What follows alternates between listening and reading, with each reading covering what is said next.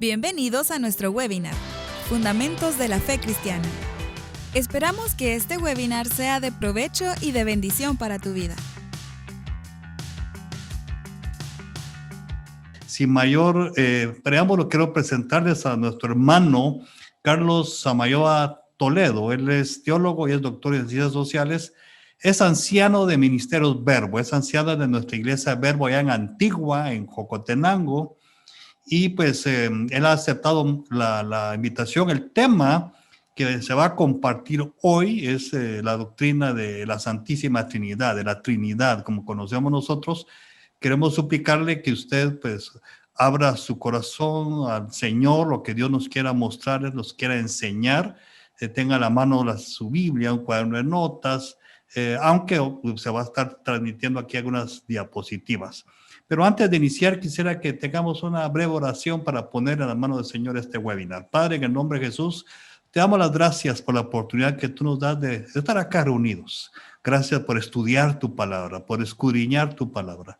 Y gracias, Señor, por lo que tú nos vas a enseñar, nos vas a mostrar el día de hoy. En el nombre de Jesús, ponemos en tus manos este webinar. Ponemos en tus manos allá, en cada hogar, en cada casa, en cada lugar de nuestros amados hermanos que están viendo y recibiendo esta instrucción, esta maravillosa capacitación de tu palabra. Gracias, Padre, en el nombre que es sobre todo nombre, en el nombre de Jesús. Amén y amén. Muy bien, Carlitos Samayoa, gracias, hermano, por aceptar nuestra invitación. Bienvenido, el tiempo es tuyo, Carlos. Muchas gracias, gusto de saludarlos a todos.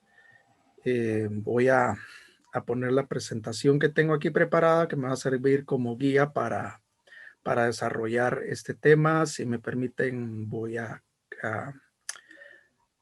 cerrar mi cámara y voy a buscar la presentación.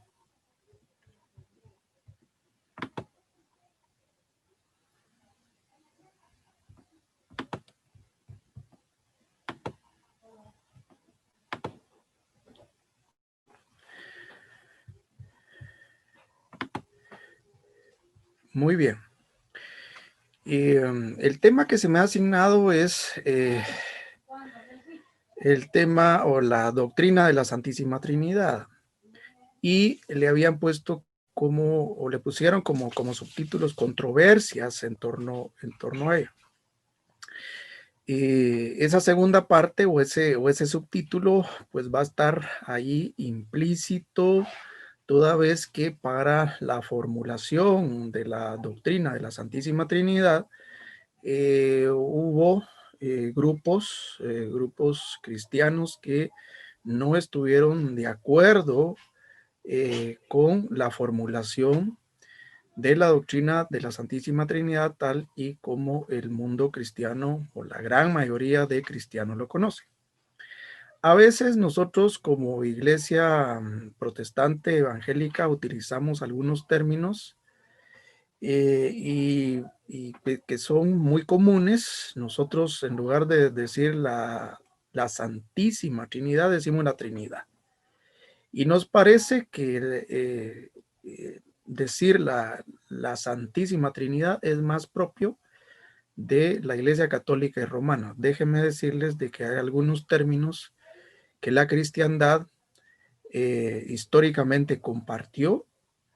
No hay ningún problema con llamar la Santísima Trinidad, puesto que es un dogma que fue establecido como tal, como la Santísima Trinidad, y que por espacio de 16 siglos como Iglesia Occidental nosotros compartimos. Por supuesto que a partir del siglo XVI, pues como Iglesia Protestante, pues adoptamos algunas formas diferentes de referirnos a muchas cosas, y entre ellos la Trinidad, así le llamamos nosotros, pero cuando se formula el dogma se estableció como la Santísima Trinidad. Por eso yo lo puse de esta manera. Es un tema interesante. Es sin duda el tema fundamental del cristianismo. Recuerde que el cristianismo como tal lo compartimos tres grandes grupos, que son, en primer lugar,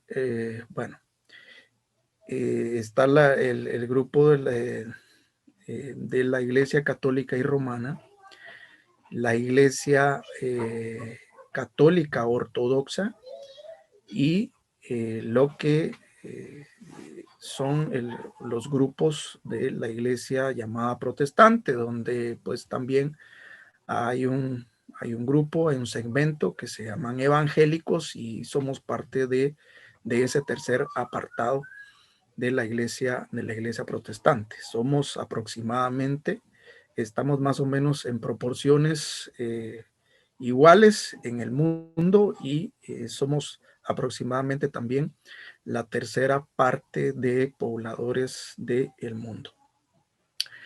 Los tres grupos cristianos compartimos fundamentalmente el mismo dogma.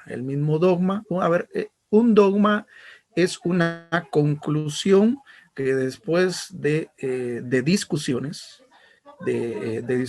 los líderes de ese tiempo finalmente se ponen de acuerdo. Por supuesto que son discusiones con argumentos en pro, en contra, y finalmente se concluye sobre algo, y en este caso es el tema de la Santísima Trinidad, el cual en palabras sencillas dice que Dios es uno en esencia, pero existente en tres personas, las cuales son distintas entre sí.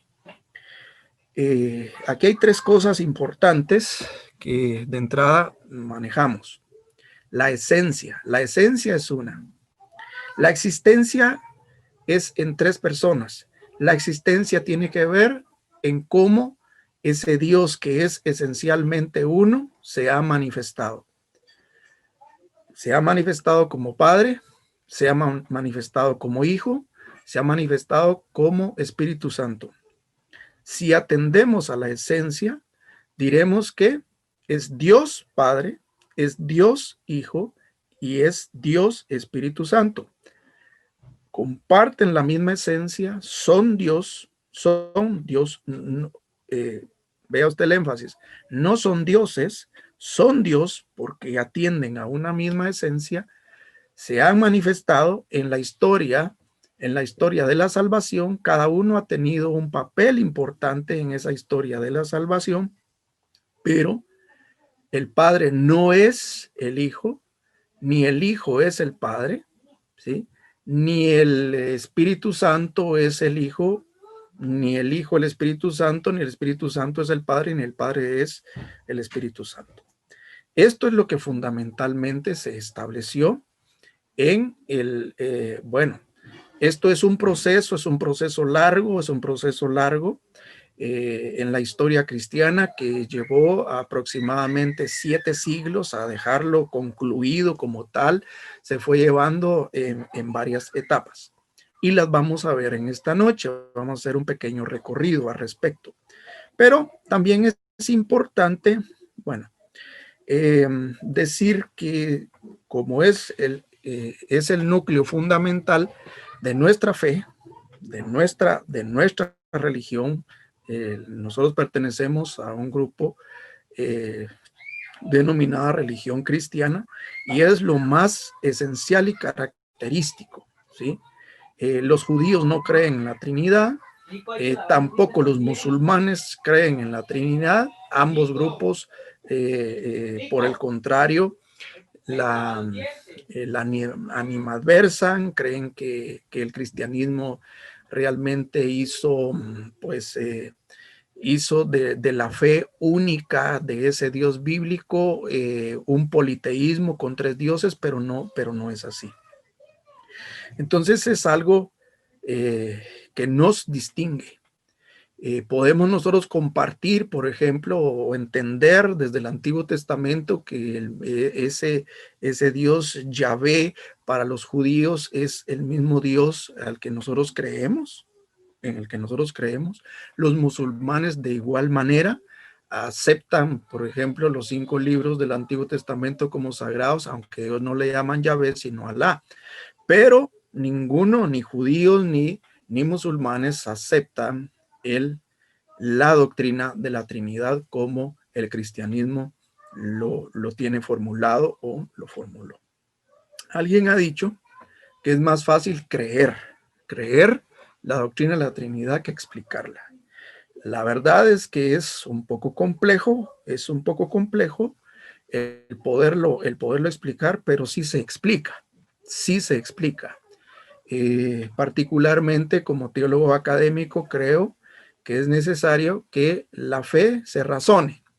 Y en este caso, la doctrina de la Trinidad también se razona. De hecho, la conclusión dogmática, es decir, el dogma que se formuló, es fruto precisamente de una erudición filosófica, de una erudición teológica, es fruto de un proceso racional, por supuesto, fundamentado en lo que la tradición cristiana había estado manejando desde las mismas escrituras, porque nos daremos cuenta que tampoco es un asunto antojadizo ni arbitrario de los líderes de la iglesia, llamados padres de la iglesia. El término padre tampoco se escandalicen porque lo asociamos con la iglesia católica. No, los líderes importantes de los primeros 7 siglos fueron llamados padres de la iglesia. Entonces los padres de la iglesia formularon el dogma de la doctrina de la Trinidad partiendo precisamente de el texto sagrado, el texto bíblico.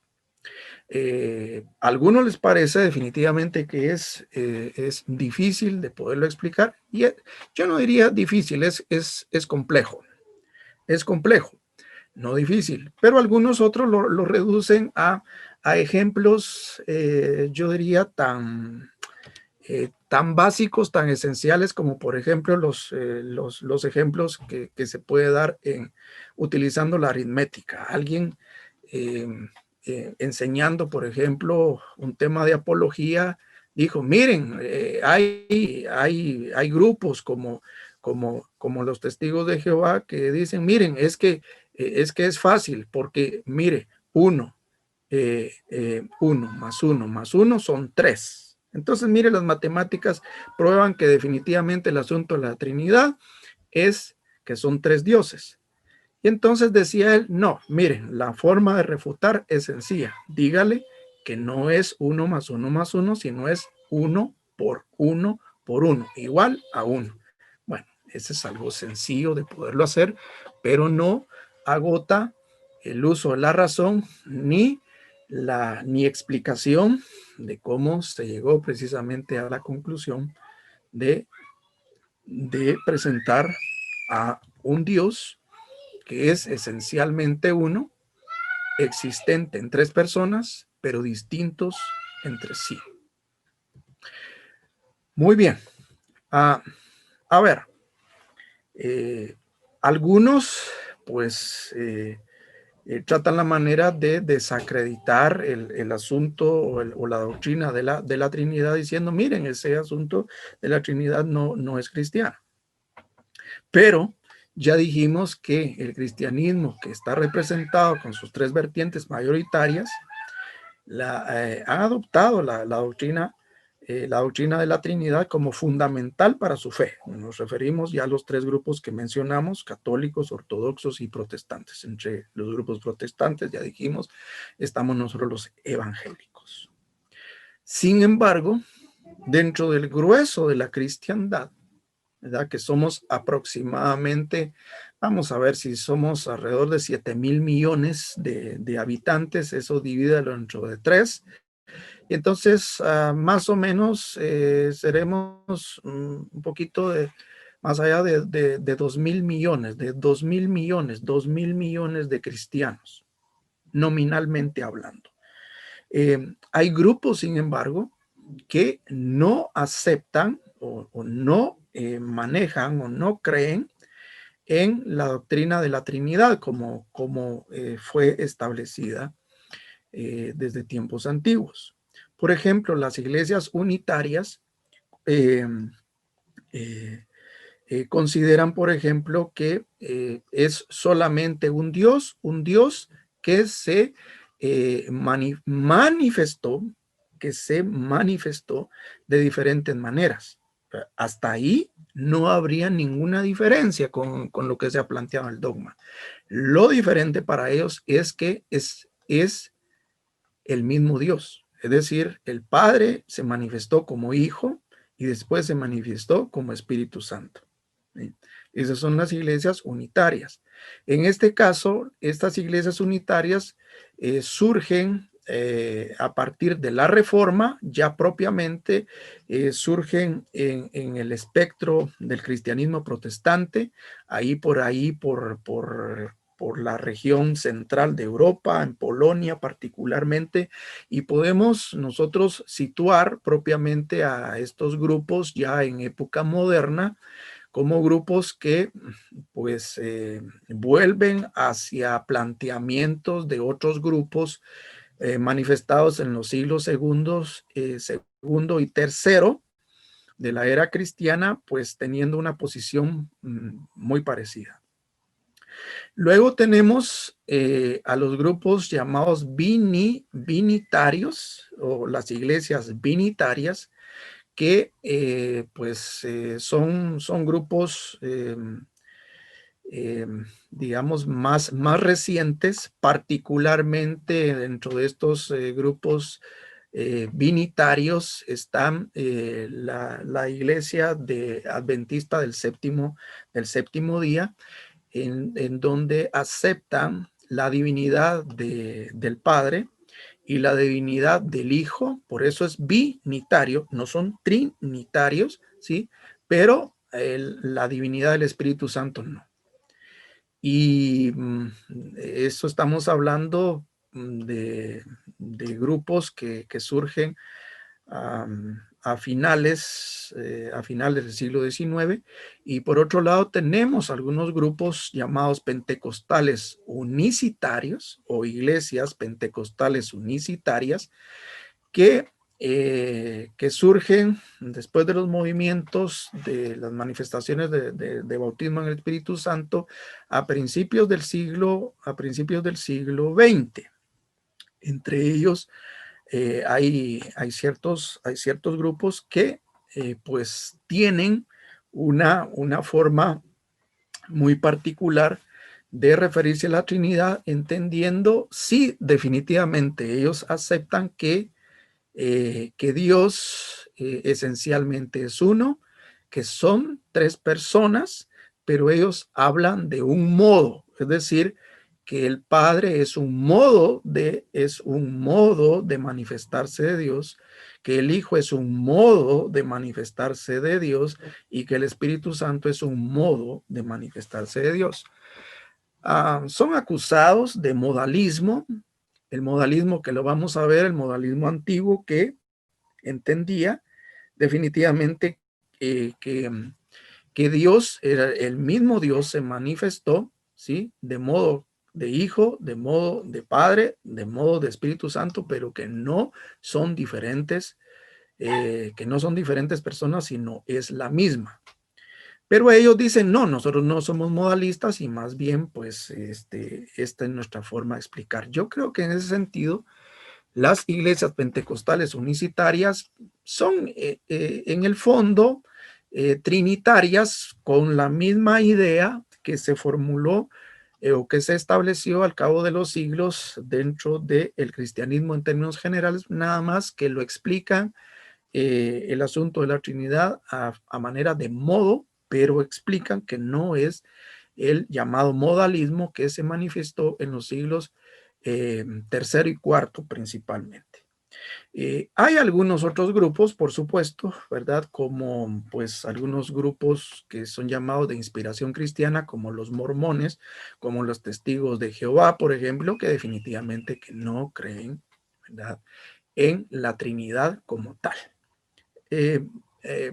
Entonces, sí hay grupos minoritarios, sumamente minoritarios, que no aceptan la doctrina o el dogma de la Trinidad.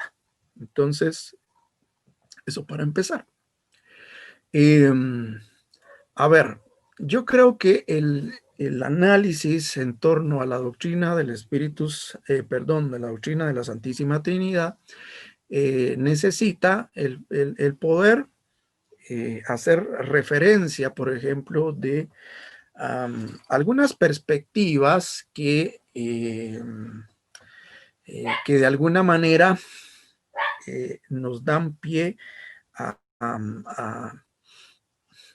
yo diría, bueno, a presentar algunas controversias. De hecho, son utilizadas por aquellos grupos que no aceptan el dogma de la Trinidad como argumentos válidos, ¿verdad? O argumentos para desacreditar el dogma de la Trinidad. En primer lugar, el monoteísmo judaico. Los judíos hablan desde la Torá de que Yahvé, vuestro Dios, uno es, uno es. Entonces, que en el mismo Antiguo Testamento no hay alguna mención de que Dios sea trino o que Dios se manifiesta en tres personas. A los judíos les escandalizó cuando el Señor Jesús les dijo, el Padre y yo, uno somos.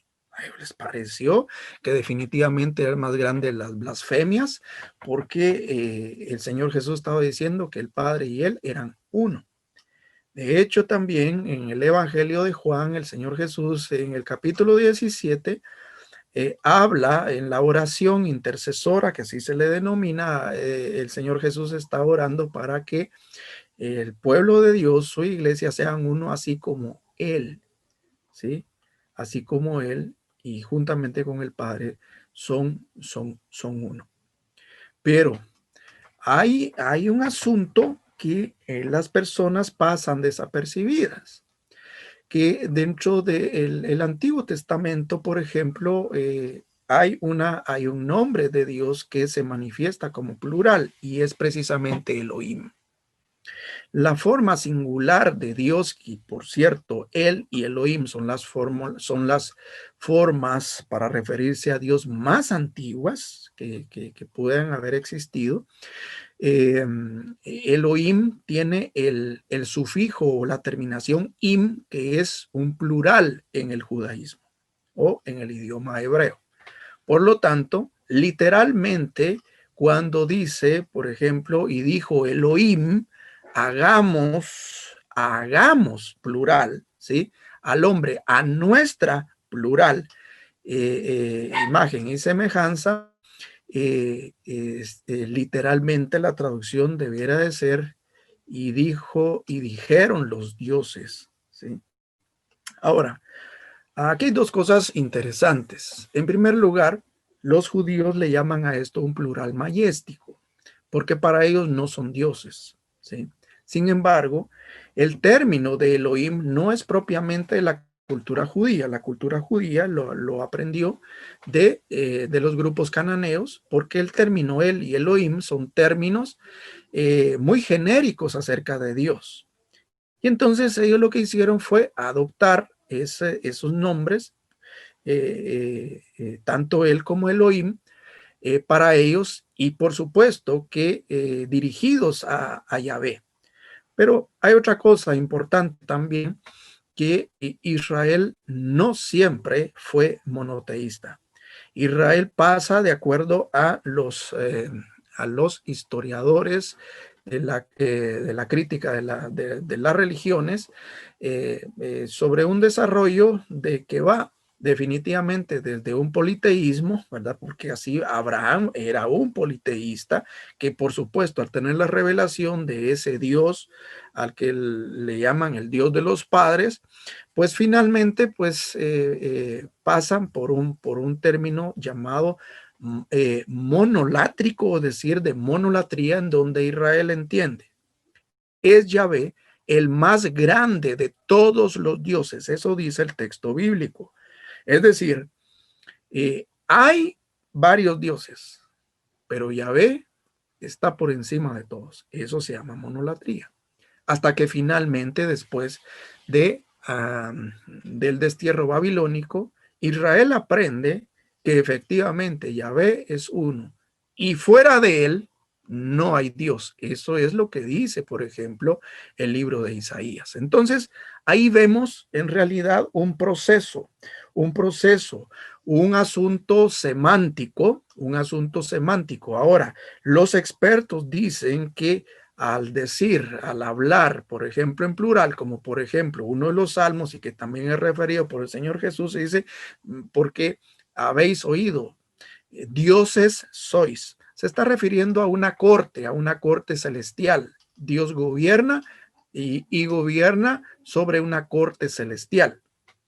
Y eso, ¿verdad? Es entendido como, y eso es entendido también como Elohim. Entonces, el monoteísmo judaico como tal tiene también esas aristas. Por otro lado, definitivamente, que grupos sectarios, y digo sectarios porque finalmente eran grupos que presentaban doctrinas diferentes a lo que los líderes originales o apóstoles de primera generación presentaron. Entonces, de repente se levantan algunos grupos como los llamados monarquistas o modalistas, que van a objetar que no están de acuerdo con lo que la iglesia ha manejado durante 3 siglos, y ellos dicen, miren, no es posible, entonces, porque eso contraviene lo que es el Antiguo Testamento, y entonces no puede ser de que Dios sea trino, es decir, que tenga tres personas, sino que es el mismo Dios que se hace Hijo, el mismo Dios que se hace Espíritu Santo. Pero esto viene a romper con la llamada tradición de la iglesia. La tradición no es más que la transferencia de una doctrina de generación a generación. Este fue un recurso que la iglesia mantuvo por ya desde inicios del siglo II, la llamada sucesión apostólica, que garantizaba definitivamente el hecho de la transmisión de la sana doctrina. Y entonces se podían identificar aquellos grupos sectarios, puesto que los líderes no provenía de una línea de sucesión apostólica directa, y en muchos de esos grupos se formularon algunas doctrinas que la iglesia por siglos, en este caso 3 siglos, casi 4 siglos, no había manejado. Sin duda también, este otro grupo sectario, el arrianismo, porque que toma nombre de su líder principal, que fue Arrio, plantea, yo diría, uno de los más grandes cismas, uno de los más grandes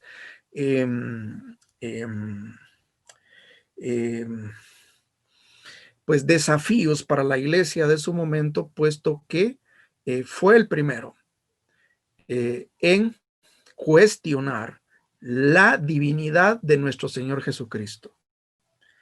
Los monarquistas no cuestionaron la divinidad del Señor Jesús, únicamente estaban diciendo de que Dios, el mismo Dios Padre, se había manifestado como Dios Hijo. El que moría en la cruz no fue Dios Hijo, ¿verdad? Como propiamente, sino fue el Padre.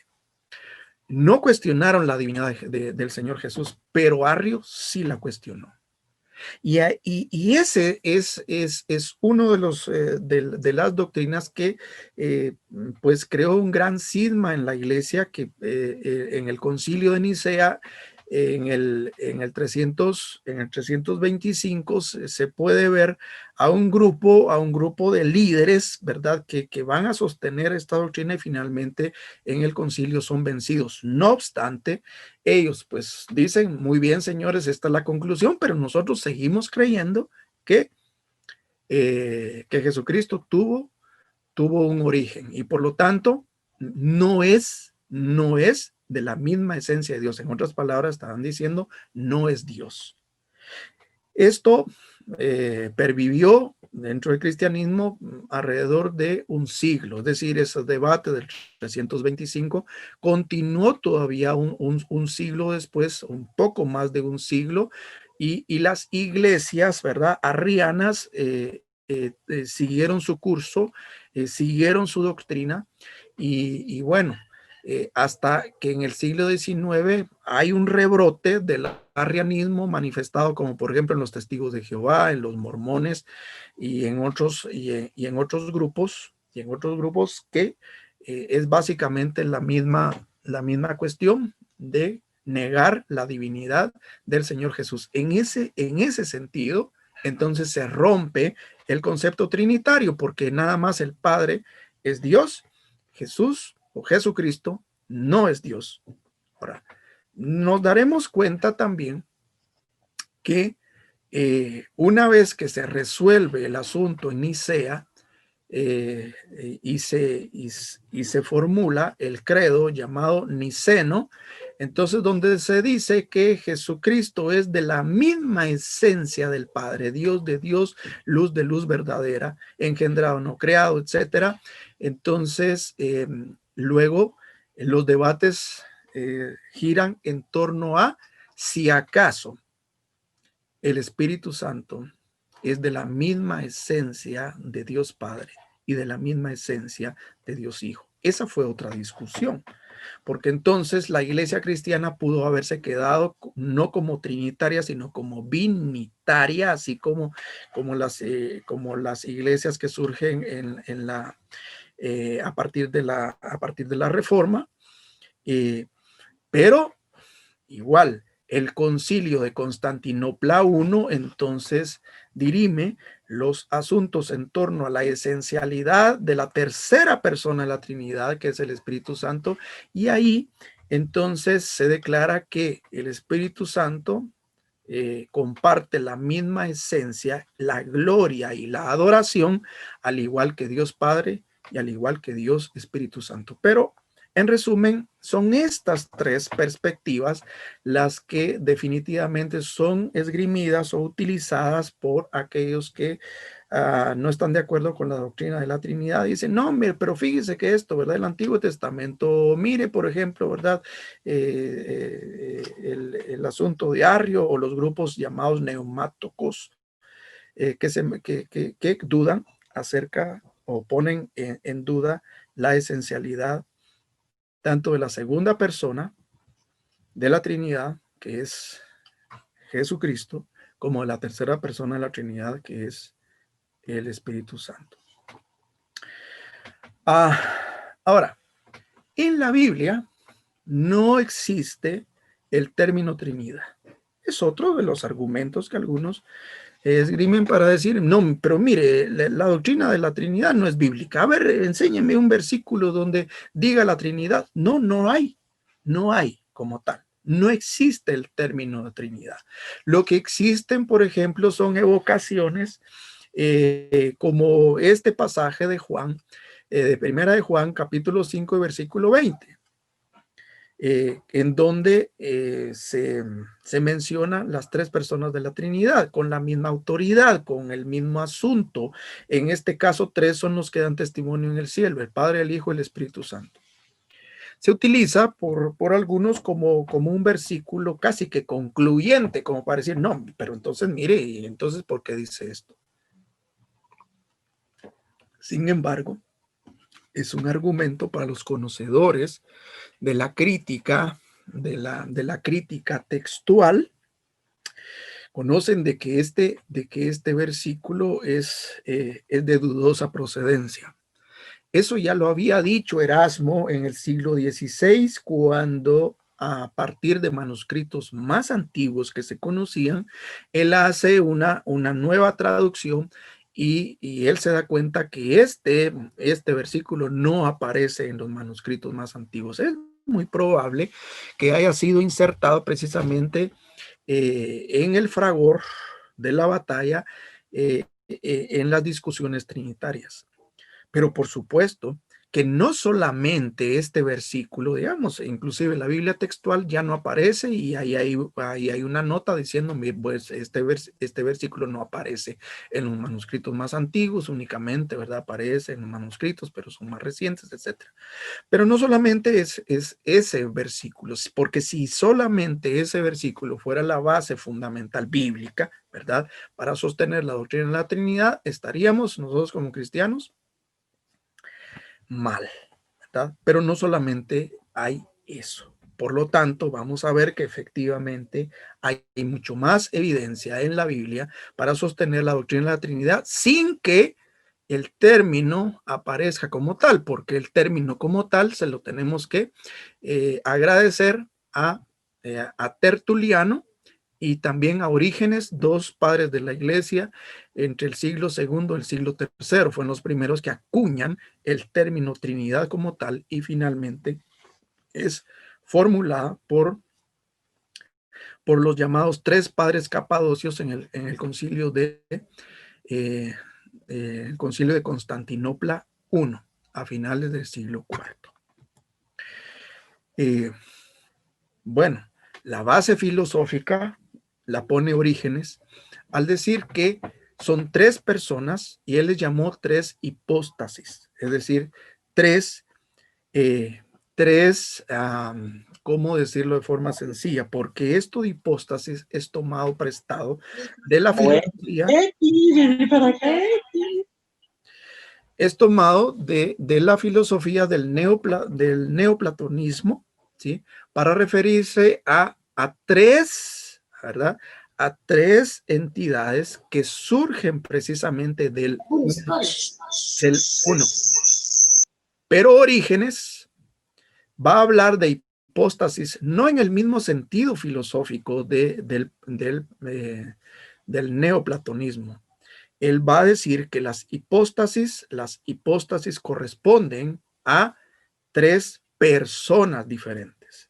Tertuliano sí habla de personas directamente, no como Orígenes de hipóstasis, pero Tertuliano habla en el sentido jurídico. Tertuliano, además de ser un filósofo, de ser un teólogo, Tertuliano fue un jurista, fue un abogado, y entonces lo que él hace es acuñar un término jurídico de persona, en donde, por ejemplo, debatiendo con los modalistas, le dice, no, aquí no hay subordinación de nadie.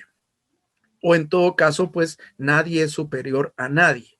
Ni el Padre, ni el Hijo, ni el Espíritu Santo, porque los tres son personas, tienen entidades propias, por lo tanto son distintos, pero esencialmente son uno. Entonces, esa sería la base filosófica que fue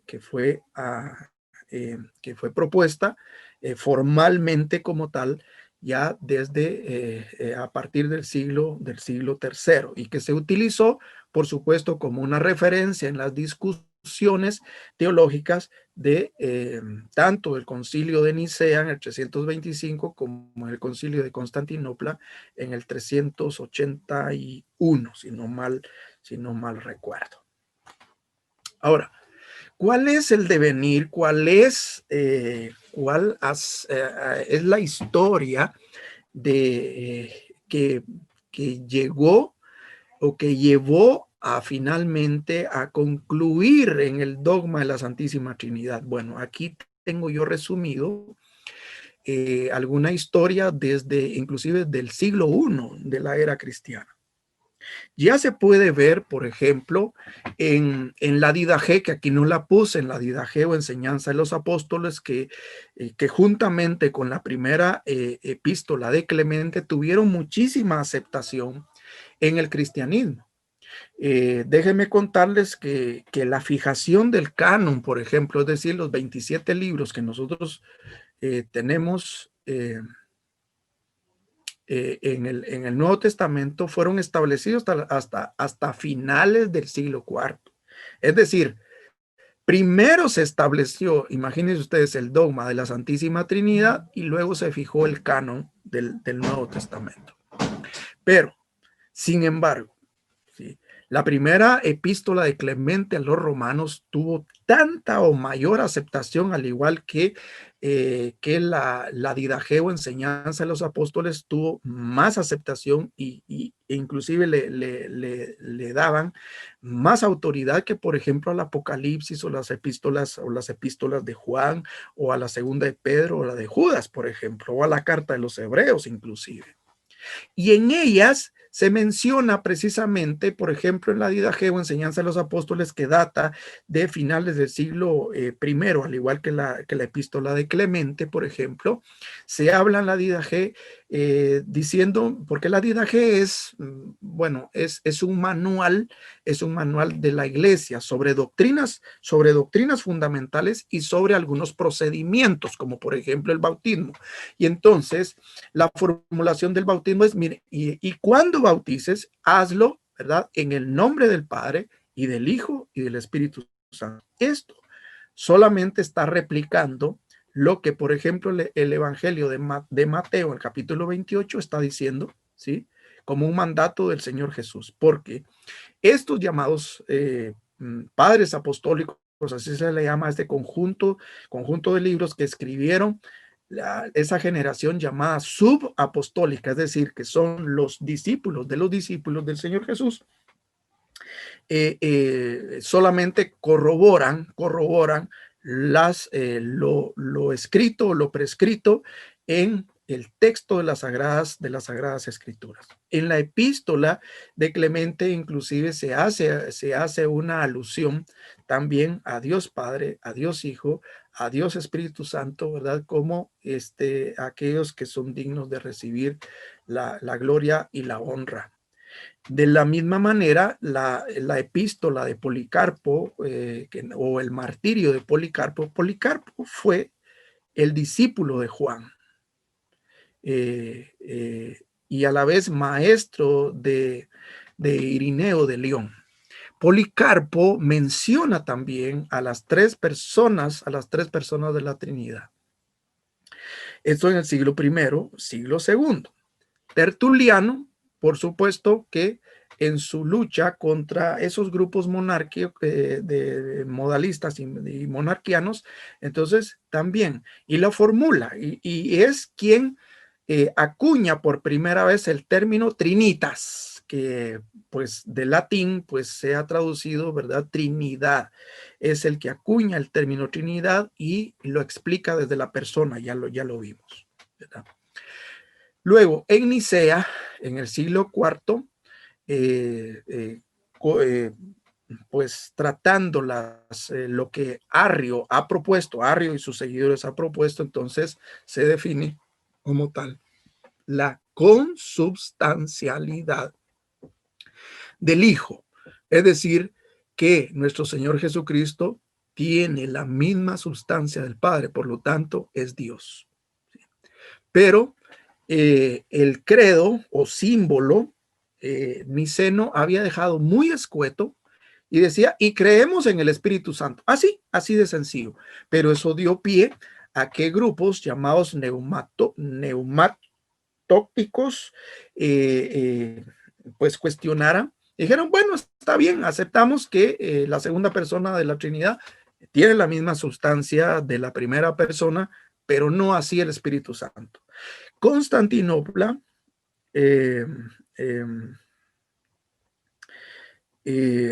perdón, aquí sí, en Constantinopla I, porque hubo más concilios de Constantinopla, en Constantinopla I, se sostiene la consubstancialidad del Espíritu Santo y principalmente acá la intervención de los tres llamados padres capadocios, que es Basilio el Grande, su hermano Gregorio de Niza y otro de sus paisanos, Gregorio de Nacianceno, son los que finalmente ahí, digamos, en ese concilio de Constantinopla, sistematizan como tal la doctrina de la Trinidad.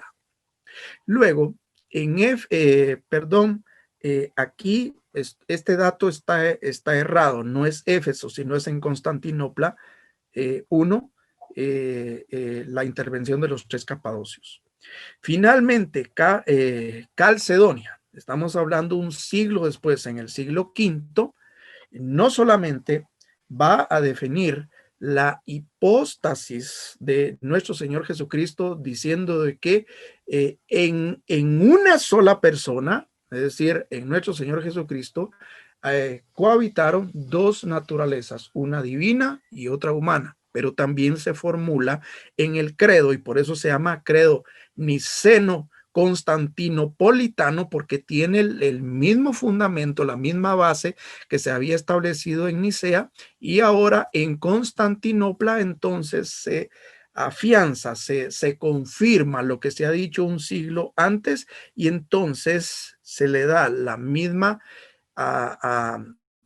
tanto a nuestro Señor Jesucristo como al Espíritu Santo la misma consubstancialidad de Dios Padre. Pero la cosa no termina ahí.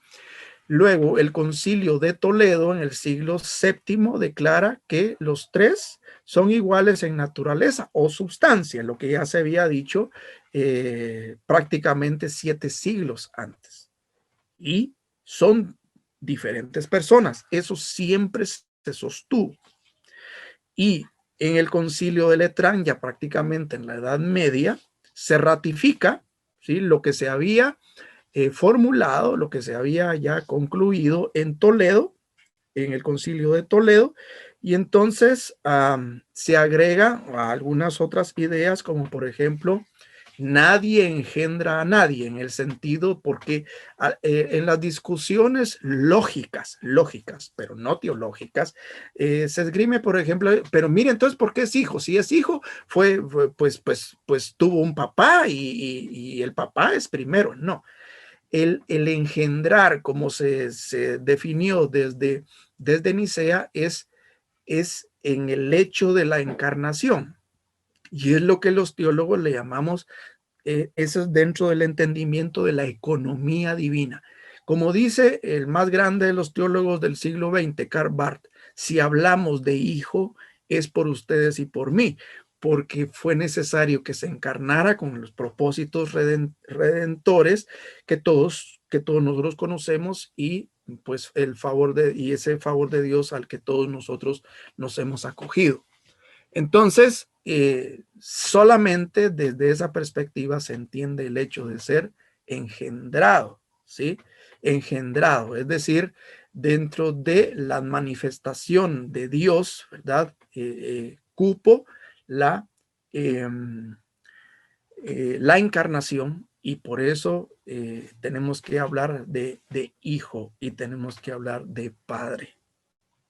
Muy bien. Pues eso es, lo anterior es historia, digamos, de las formulaciones teológicas.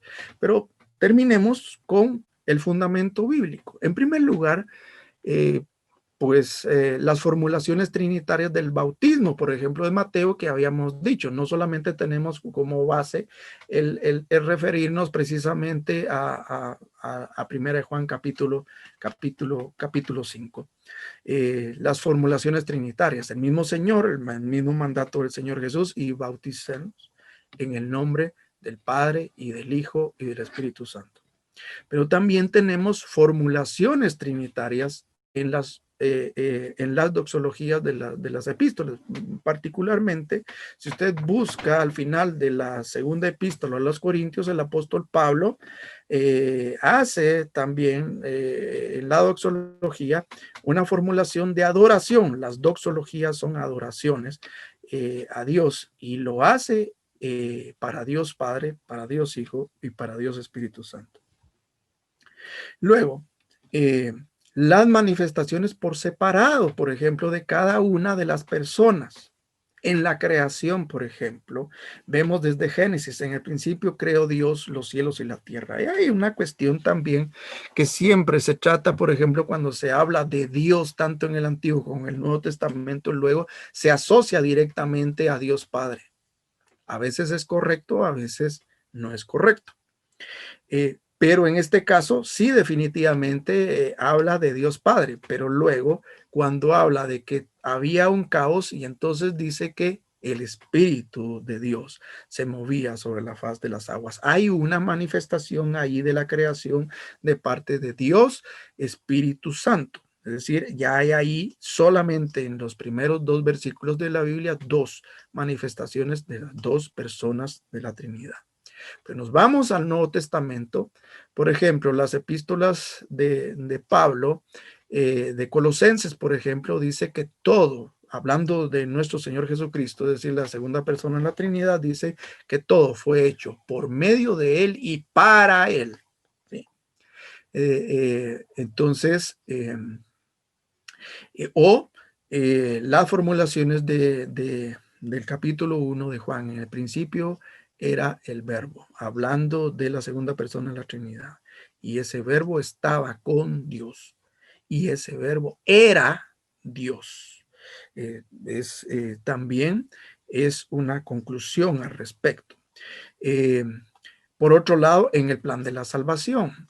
En el plan de la salvación vemos, y aquí es el asunto entender por qué hijo, por qué fue engendrado, o hablando, por ejemplo, de la tercera persona de la Trinidad, que proviene del Padre y proviene del Hijo, por ejemplo, en las declaraciones del Concilio de Éfeso.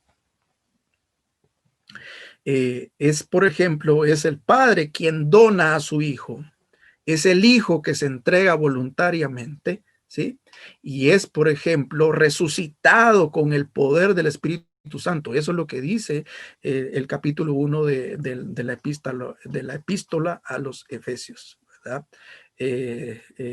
La donación del Padre al Hijo, pues el capítulo 3 del Evangelio de Juan, el que el Hijo ponga su vida, y pues es el Evangelio de Juan, pero en sus últimos capítulos también. Por ejemplo, en la dotación de los dones. Si uno lee, por ejemplo, en la epístola a los Corintios, primera de Corintios, es el Espíritu Santo que dio dones y reparte dones como a él le plujo, es decir, como a él le dio la gana. Pero vemos por otro lado en Efesios capítulo 4, quien da los dones es nuestro Señor Jesucristo, es decir, la segunda persona de la Trinidad. Y vemos, por ejemplo, Romanos capítulo 12 es Dios Padre el que da los dones. Bueno, entonces vean ustedes cómo las 3 personas de la Trinidad tienen papeles importantes. Pero también las designaciones, por ejemplo, las designaciones directas de Dios para cada una de las personas, de la Trinidad. Bueno, del Padre, pues hay muchas alusiones. Pero por ejemplo, de Dios en la segunda persona, claro que hay. En Romanos, por ejemplo, dice, el cual es Dios sobre todas las cosas. Eso es una conclusión directa de Pablo en el capítulo 5, al igual de Juan en el capítulo 5. Entonces, directamente Dios. Pero también hablando de Dios, Espíritu Santo, por ejemplo, nosotros podemos ver en el juego de palabras que utiliza Pedro cuando recrimina la acción de Ananías y Zafira, cuando dicen, miren, ¿quién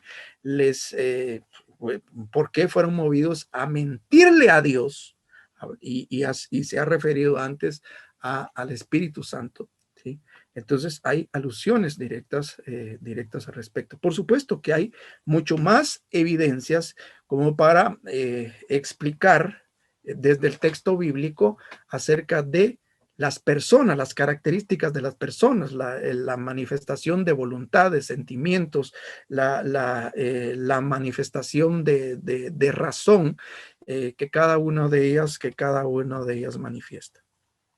Entonces, hay mucho más evidencia bíblica para formular definitivamente o sustentar una doctrina de la Trinidad a través de los roles, de los papeles o las funciones que cada uno de ellos ha hecho en la historia de la salvación, en la creación y en todas las acciones que la Biblia registra, a pesar de que no existe el término Trinidad como tal.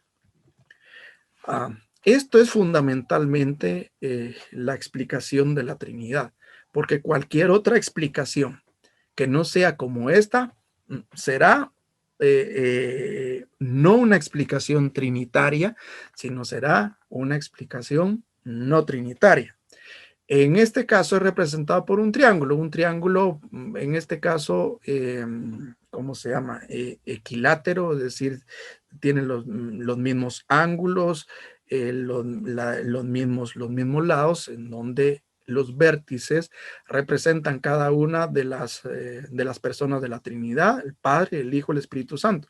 Pudo haber sido, esto solamente es representado de acuerdo a la cronología o a la historia de la salvación, porque esencialmente el Hijo en esta gráfica pudo haber estado arriba, el Padre en el lugar del Hijo o el Espíritu Santo arriba, independientemente, pero es para ilustrar. Ambos son Dios, ¿sí? Por eso es Dios, no son dioses, ¿sí? Pero el Padre no es el Hijo, ni el Hijo es el Padre no es el Espíritu Santo, ni el Espíritu Santo es el Padre, el Hijo no es el Espíritu Santo, y el Espíritu Santo no es el Hijo. Bien, aquí concluyo con mi presentación y entonces y mi exposición, y entonces voy a dejar el tiempo para las preguntas. Yo creo que un tema como esto, pues, sin duda que genera muchas preguntas. Entonces, por favor, en la medida que vayan seleccionando ahí las preguntas, por favor, me las van comunicando. Entonces, trataremos la manera de dar una respuesta. Gracias, Carlos, muy amable por tu posición muy, muy especial, muy clara, Carlos, gracias. Y ya estamos acá, hermanos, por favor, pueden formular sus preguntas, pueden escribirlas al chat, por favor, y nosotros haremos llegar las preguntas a Carlos Samayoa, por favor. Entonces, por favor, pueden escribir sus preguntas. No vamos a abrir micrófonos para que usted haga sus preguntas directas, por favor, no lo vamos a hacer para no alargar sino hagámoslo por escrito, por favor. Entonces, vamos a esperar que usted la formule. Puede hacer preguntas, por favor, o también puede hacer algún comentario en relación al tema, la exposición que se acaba de impartir el día de hoy, mis amados hermanos. Vamos a esperar acá. Estamos todos también igualmente invitados para el siguiente tema, el siguiente viernes. Son 4 viernes consecutivos para culminar todo este webinar, este seminario a través de la red. Muy bien. Acá tenemos la primera pregunta. Hermídez Martínez Hernández pregunta. Buenas noches, saluda primero. Y esa es la primera pregunta, Carlos. ¿Cómo explica usted en qué está la hechura y semejanza del hombre para con Dios? En el hecho de ser persona, yo creo que las explicaciones o el entendimiento teológico de la Trinidad, a algunos teólogos les parece que le fue fácil al ser humano explicar acerca de la doctrina de la Trinidad partiendo de la propia experiencia como persona, porque exactamente las personas de la Trinidad poseen las mismas características que la persona humana. Tienen razón, tienen sentimientos, tienen voluntad. Entonces, desde una perspectiva antropológica o psicológica, como usted la quiera ver, cada una de las personas de la Trinidad poseen esas características. Por supuesto que aquí el análisis lo estoy haciendo desde la antropología hacia la teología. Solamente para explicarlos. Entonces, ahí en el ser humano, ahí está principalmente, radica, no solamente, no lo agota, porque ahí, por ejemplo, el aspecto de creatividad, el ser humano también posee esa característica, ¿verdad? Pero fundamentalmente la imagen y la semejanza de Dios estriba en el hecho de ser persona, al igual que su creador. Gracias, Carlos. Acá hay otra pregunta de Manolo Espina. ¿Cuál ha sido la persona de la Trinidad con mayor controversia? Sin duda, la segunda persona. Desde un inicio, los grupos cristianos pusieron en duda tanto la naturaleza humana del Señor Jesús como su naturaleza divina. Algunos grupos pusieron en duda tanto su naturaleza humana como divina.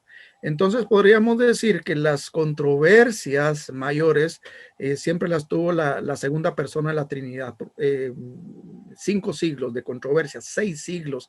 Bueno, todavía en el siglo, vamos a ver, sexto, después de que ya se había dirimido, ya se había concluido la unión hipostática de las dos naturalezas de nuestro Señor Jesucristo, todavía los debates seguían en torno a su psicología, es decir, qué voluntad fue la que prevalecía en la persona del Señor Jesús, la divina o la humana.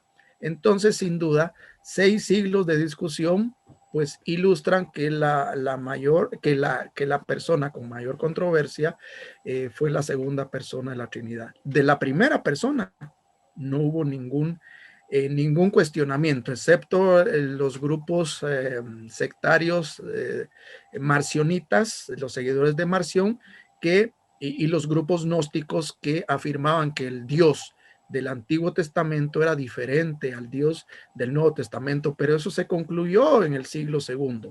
La controversia en torno a la tercera persona de la Trinidad únicamente fue entre el concilio de Nicea y el concilio de Constantinopla I, más o menos alrededor de unos 60 años de controversia, y se terminó. Gracias, Carlos. Acá hay un comentario de Francisco Torres. Buenas noches, amada familia Verbo Jutiapa. Saludos, Carlito Juárez. Gracias, Francisco, muy amable. Es un privilegio escuchar las enseñanzas del doctor Carlos Samayoa. Sí, gracias a Dios, es un privilegio, es un honor escuchar todo esto, Carlitos. Entonces, hay otra pregunta acá. ¿Qué literatura nos recomienda para profundizar en el tema de la Trinidad? Bueno, de sencillos, nosotros tenemos, valga la publicidad y con el permiso de los organizadores, yo soy el director de INSTE para Guatemala. Nosotros tenemos una carpeta que se llama Teología, vamos a ver si recuerdo, Teología y Neumatología. En ellos tenemos algunas enseñanzas básicas al respecto del tema de la Trinidad. Yo creo que es lo más sencillo que yo puedo conocer al respecto. También hay otra carpeta también del primer nivel que se llama, ahora se llama Discipulado 2, y en ese Discipulado 2 se aborda a Dios Padre, a Dios Hijo y a Dios Espíritu Santo en lecciones diferentes. Eso también les podría servir. Gracias, Carlos, muy amable. Quiero comentarles que INSTE, si no estoy equivocado, Carlitos, es Instituto Teológico por Extensión. Sí, es una institución teológica a nivel mundial que tiene ya 38 años de funcionar alrededor del mundo, y nosotros en Guatemala tenemos aproximadamente unos 26 años de estar funcionando. Sí, y Ministerios Verbo, hemos estado, varias iglesias Verbo, hemos estado trabajando con INSTE. Gracias, sí, Carlito. Muy buen material. ¿Alguna otra pregunta, comentario, mis amados hermanos? Aprovechamos, está Carlito Samayoa acá. Como bien decía, un comentario, es un privilegio tener a Carlitos y escuchar sus enseñanzas. ¿Preguntas, comentarios, mis amados hermanos? Mientras usted escribe su pregunta o redacta su comentario, nuevamente les recuerdo, estamos grabando estas conversaciones, estos webinars, y estas están siendo ingresadas a la nube. Más adelante, cuando culminemos todo el webinar, les podemos hacer llegar el link para que usted ya las descargue y pueda totalmente ya en la paz de su casa, en su dormitorio, en su tiempo, usted pueda volver a tomar estas enseñanzas. Entonces, ¿alguna pregunta? Estoy viendo acá el chat, ya no hay preguntas, no hay comentarios, amados hermanos.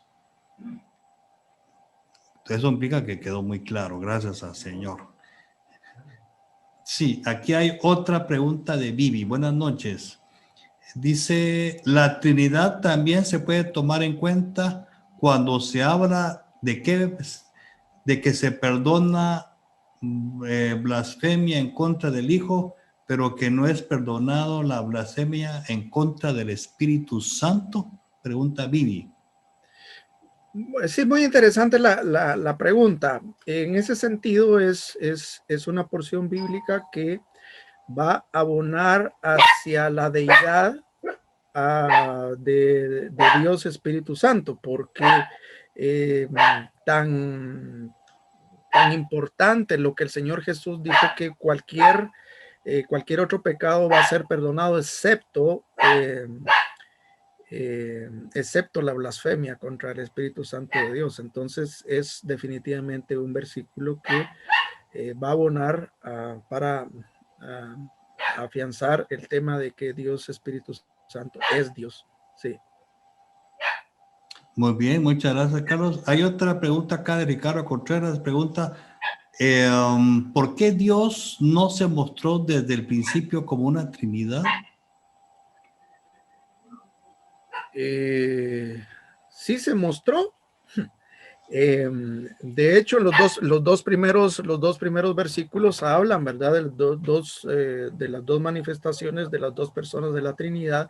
Y en el Antiguo Testamento hay una forma de manifestación de la segunda persona de la Trinidad que se llama teofanía. Las teofanías son definidas dentro de la teología del Antiguo Testamento como manifestaciones de la segunda persona de la Trinidad, que tienen las características, la manifestación de Dios en forma humana. Por ejemplo, quien comió con Abraham fue la segunda persona de la Trinidad.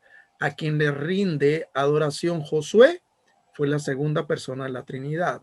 Miqueas y es una profecía hacia el nacimiento del Señor Jesús, dice que sus salidas son desde la eternidad. Entonces sí hay manifestación desde un inicio.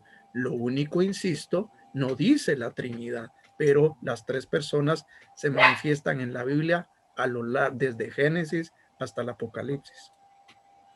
Gracias, Carlos. María Rosario escribe, felicidades al doctor Samayoa, excelente exposición. Francisco Torres dice, mi consulta va dirigida a la amenaza que la iglesia protestante está sufriendo ante el avance del Islam en Europa y pregunta cómo nos puede perjudicar en un futuro. ¿En un futuro? Yo creo que no nos debiera de perjudicar ni nos debiera de preocupar, en tanto que la iglesia haga su papel de ser luz y de ser sal. Nuestra preocupación es nosotros comunicarles el evangelio a ellos y no estar preocupados de que ellos nos estén a nosotros adoctrinando. El problema en Europa, por ejemplo, que puede constituirse también un problema nuestro, es de que la cristiandad europea dejó las bases del cristianismo y ahora está buscando refugio en la espiritualidad de algunas religiones fundamentalistas como lo que es el Islam. ¿Por qué? Porque el cristianismo no les satisfizo. Esa es la realidad de una Europa que es llamada hoy día post-cristiana. Debemos de vernos nosotros reflejados en ese espejo para que América no sea también post-cristiana. Estados Unidos va por ese camino, pero la iglesia no debería preocupar. O sea, la iglesia debe de hacer, entre tanto que haga su papel como gran comisión y cada cristiano viva e interiorice su fe, no hay ningún problema. No hay de qué preocuparse. Muy bien, gracias. Ninette Pineda, felicitaciones, muy claro desde el inicio, es más fácil creer que entender. Hay otra pregunta para acá. ¿Cómo se enlaza la teología y la filosofía en la doctrina de la Trinidad? Bueno, la filosofía siempre es un vehículo de transmitir o de explicar. Eso es mejor. La filosofía es explicación de la teología. La filosofía solamente es un vehículo para explicar, en este caso, una verdad bíblica y teológica. Ese es el papel de la filosofía para la teología. Ok, muchas gracias, Carlos. Ya nos estamos viendo aquí. Aquí hay otro comentario. Buenas noches, Miriam Carpio, buenas noches. Quiero felicitarle por el tema. Realmente es muy importante y gracias por compartir con nosotros sus conocimientos. Felicitaciones también a los organizadores del webinar por pensar en la congregación. Bendiciones. Sí, muchas gracias por los comentarios. ¿Alguna pregunta, por favor, hermanos? Todavía tenemos un poquito de tiempo. Excelente práctica. Felicitaciones, doctor Samayoa. Bendiciones. Muy bien, hay felicitaciones. Es una bendición que a los hermanos haya quedado esto claro, les agrade este tipo de enseñanzas, de capacitaciones. Y es muy importante. Esto es una introducción al estudio, pero eso nos entusiasma, nos motiva a seguir adelante en el estudio de las Sagradas Escrituras, de la teología. Bueno, muy bien. Si no hay más preguntas, Carlitos Samayoa, quisiera dirigir unas últimas palabras a la audiencia, a los hermanos que estuvieron en este webinar. Gracias por compartir con nosotros. Pues no me resta más que agradecerles la invitación y el espacio para poder compartir esto que me apasiona, que me gusta, que lo disfruto. Ojalá que los participantes pues queden motivados a profundizar más su fe. Tenemos ahí el recurso del campus en Jutiapa con una facultad de teología que pues sería extraordinario que la pudieran utilizar. También nosotros tenemos el recurso de INSTE, el Instituto Teológico por Extensión, que como lo dijo Carlitos, pues también las iglesias Verbo lo utilizan y es parte del pensum de formación de liderazgo, y también pues estamos a la orden. Ya implementamos también nuestra plataforma de INSTE Online, entonces eso es otra ventaja también en la que les podemos servir. No me resta más que desearles bendiciones y un buen descanso. Muchas gracias por la invitación. Muchas gracias, Carlitos. Aprovechando, ¿podrías ampliarnos más acerca del INSTE, Carlitos, para entusiasmar? Nosotros acá obviamente tenemos la Universidad Panamericana y estamos animando a los hermanos para que tenemos la licenciatura en teología, 4 años, y tenemos los diplomados en ciencias bíblicas en nuestra Facultad de Teología de la Universidad Panamericana. Pero podrías, Carlitos, también animarnos en cuanto al INSTE, cuál es la dinámica de estudio, cómo hemos trabajado INSTE en Iglesias Verbo. Igual tan amable, Carlitos.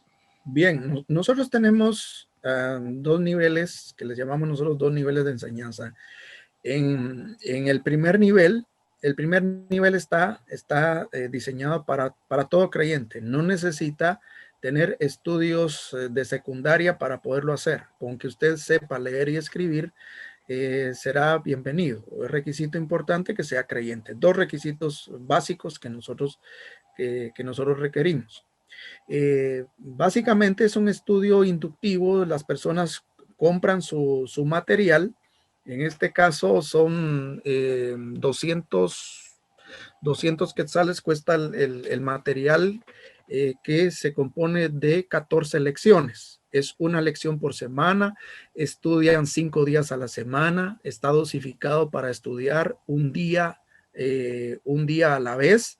Y luego cada semana se reúnen en grupos para poder platicar acerca de lo aprendido, y hay exámenes semanales. Al final de cada carpeta hay un examen final. Entonces, la persona que se va a hacer cargo del grupo recibe una capacitación para llevar a cabo pues la coordinación del grupo y puede estudiar juntamente con el grupo. Entonces, estamos hablando de alrededor de 50 quetzales,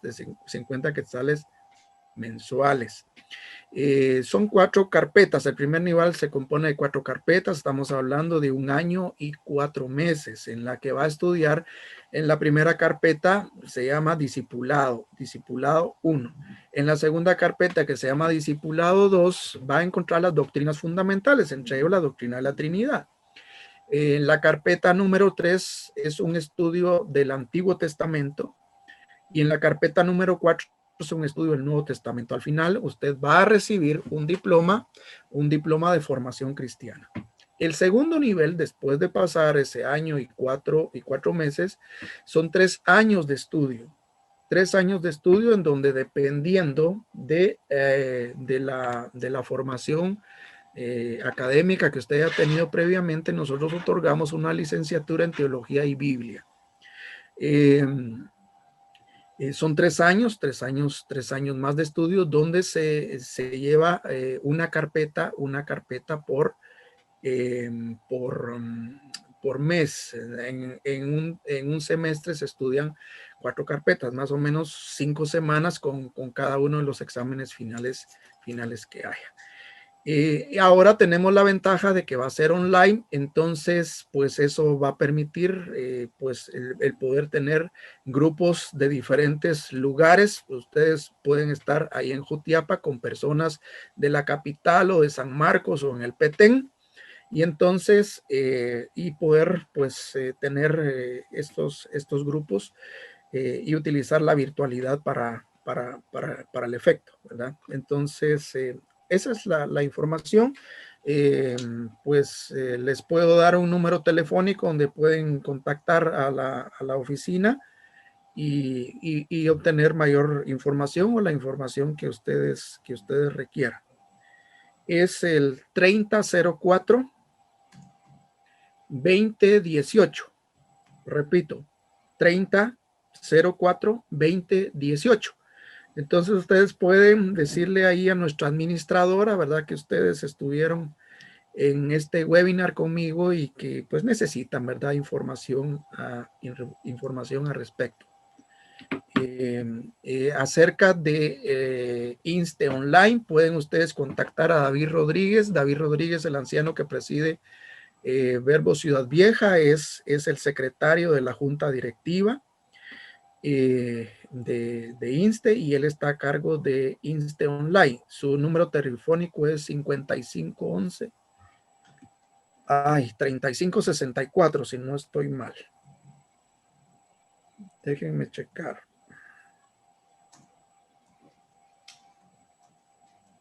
David Rodríguez, 5511-3564.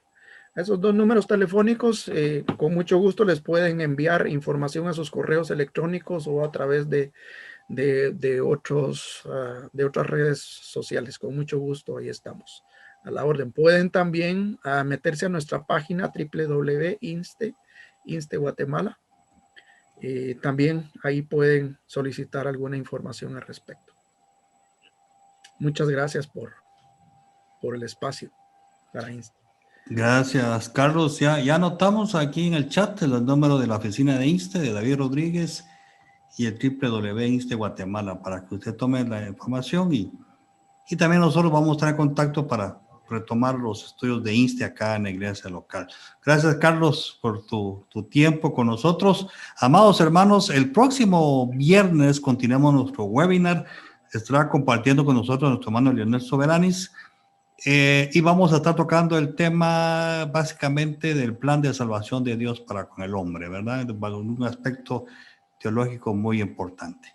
Entonces, nos vemos el próximo viernes.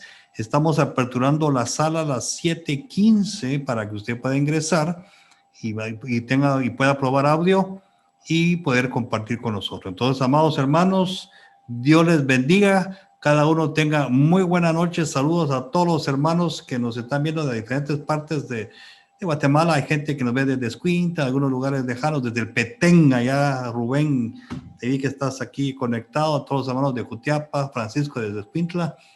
Y gracias, Carlitos Samayoa, por tu tiempo. Amados hermanos, que Dios les bendiga. Les enviamos un fuerte abrazo desde la ciudad de Jutiapa y nos vemos en el siguiente tema del webinar Introducción al estudio de los fundamentos de la fe cristiana. Dios me los bendiga y tenga cada uno muy buena noche. A continuación, te dejamos algunos recursos literarios del webinar.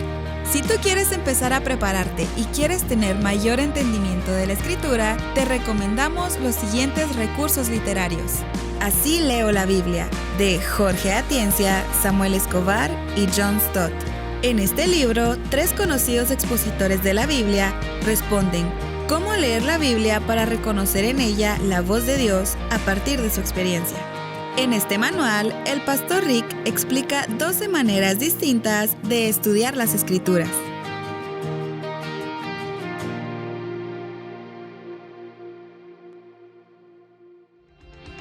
Conéctate a nuestra transmisión todos los domingos a partir de las 10 de la mañana, por medio de las plataformas de Facebook, YouTube y ahora por televisión en el canal 16 de Jutiapa y sus repetidores en los diferentes municipios.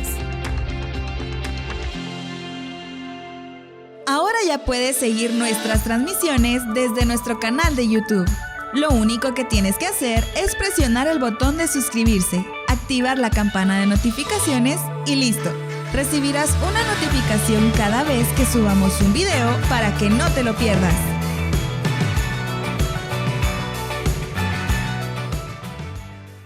Síguenos en nuestras redes sociales. Nos encuentras en Facebook como Iglesia Cristiana Verbo Jutiapa, en Instagram como Iglesia Verbo Jutiapa y suscríbete a nuestro canal en YouTube como Iglesia Verbo Jutiapa.